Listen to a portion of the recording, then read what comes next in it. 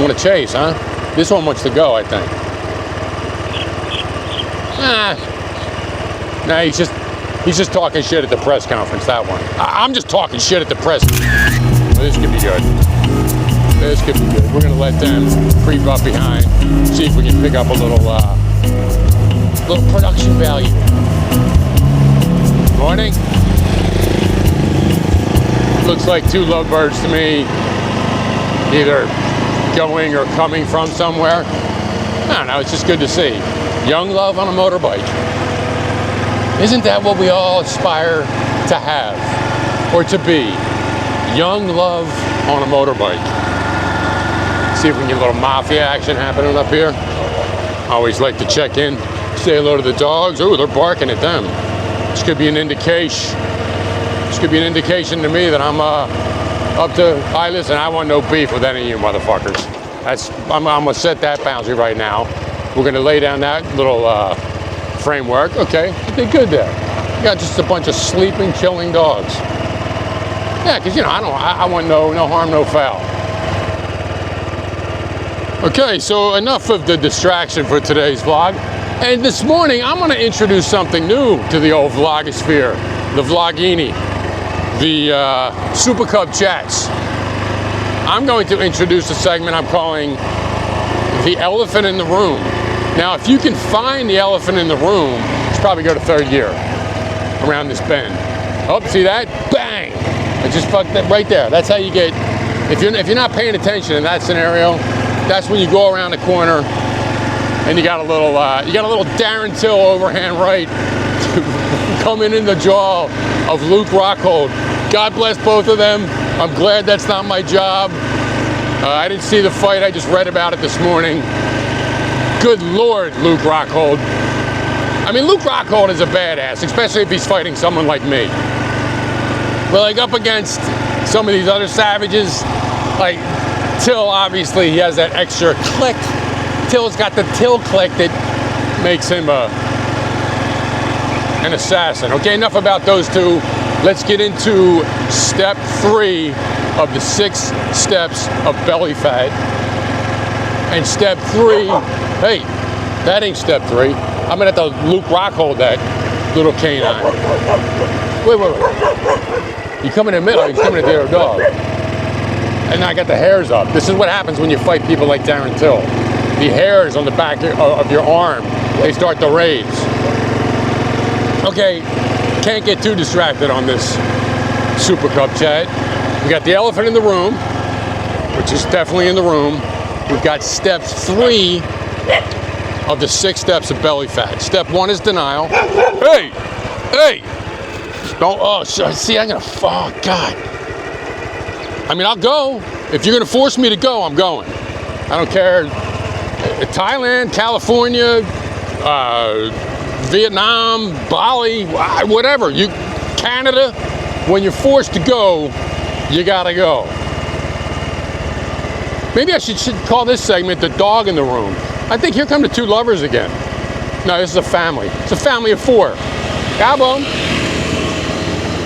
It's a family of 4 and a scoopy. What's the elephant in their room? None of them on that motorbike have to deal with the 6 steps of belly fat. That's people like me and you.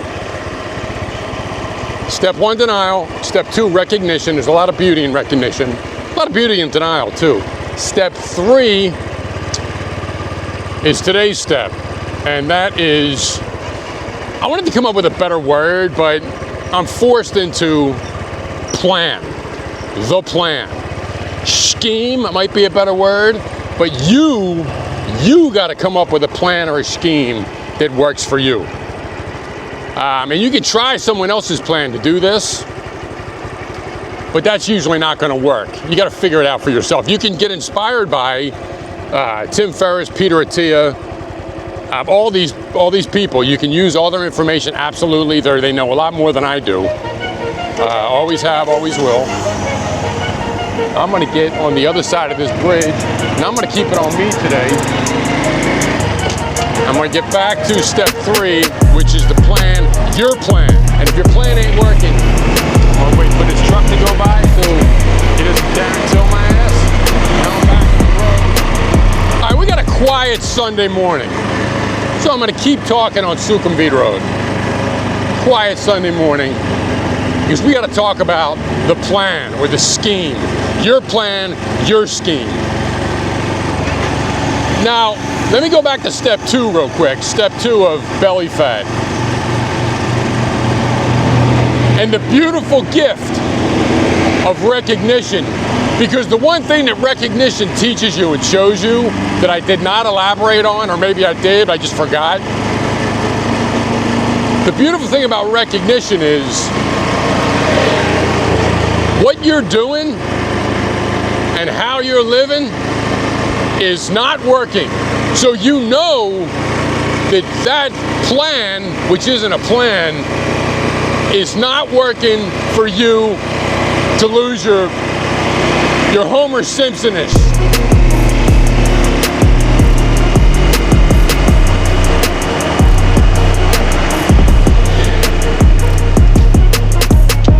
But the fun part about the plan is this is where the creativity really kicks in. Your creativity. How are you going to approach this? What are you going to do? Are you going to go? Because you got to do. It's all about food and movement. So you got to link up. You got to link up a food choice with a movement choice, and you can do a myriad of different things. It could be fun if you went. Say you went carnivore, full carnivore, but your movement was yoga. Like, there ain't no one out there telling you to do that. But what if you did that? What if that was your map? What if that was your plan? Well, map could be good for step 3. Step 3 is either going to be plan, map, or scheme.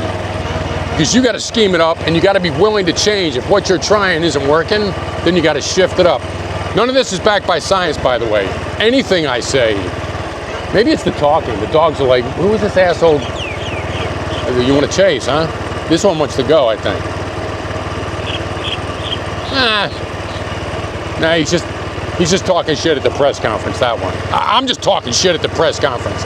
Okay, so it's all about movement and food. So are you gonna go vegan and do CrossFit? Are you gonna swim in a pool and eat paleo? Like, are you gonna intermittent fast and go Floyd Mayweather style, eat cheeseburgers and just hit the mitts all day? I don't know, man. It's like there's 100 different schemes you could muster up to get to your goal.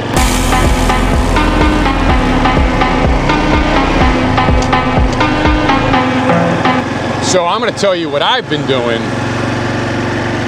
and tell you what I have tried to do, what's worked, what hasn't worked. In the past, I did that thing that I talked about in step 2. I tried to outrun a bad diet, which has been the majority of my life. Horrible food habits mixed with a lot of output, like a lot of output depending on what point of my life. Skiing, rock climbing, triathlons, ridiculously long mountain bike rides, good sized runs, tons of swimming. Like, I've done all the shit that allegedly. I've never lifted heavy weights though. I mean, a little bit. I've gone through, and that's what everyone's saying. Like, well, that's what you need to do probably. And I'm not lifting heavy weights right now. But what I am doing. What's going on up here? See if we can find a dog who wants to throw down up here. What I am doing right now is a lot of resistance training. I've been working out with my 2 buddies, Robin and Craig, and they've been following a plan by this dude, Jack Woods. He's this Australian dude. So I'm doing a lot of resistance training on like rings and resistance bands. You can call it the $50 home gym if you wanted to. No gym membership, nothing extravagant, just a pair of shorts and a lot of output. You gotta be willing to go, and you gotta be willing to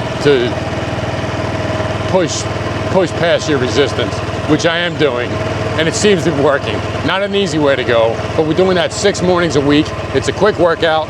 Maybe we're there for 25 minutes, half hour, all said and done, and then I'm out. But the thing that's really helping me with this link up is we get a little gravelness here. I think this takes me back to, this probably goes back to the little straight. Okay, but what I'm really doing that's helping me out with this is I'm not going carnivore, although they would, the two dudes I'm with are pretty much carnivore, and they kind of would want me to be carnivore because it's working for them and it has worked for them. But I don't want to do carnivore just because I have done it. Hey, what are you doing? You got a bad hoof and you do not want to fuck with me.